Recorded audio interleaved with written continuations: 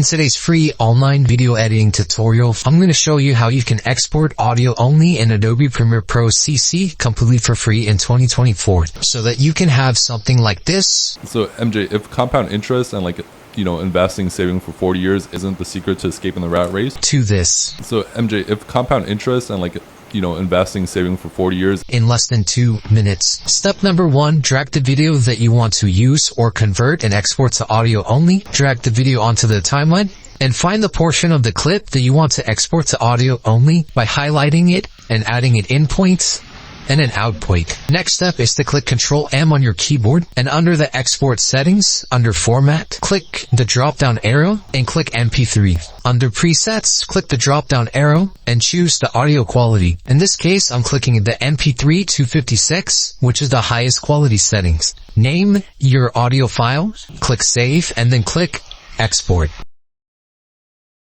And this is the before. So MJ, if compound interest and investing, saving for 40 and this is the after. So MJ, if compound interest and invest.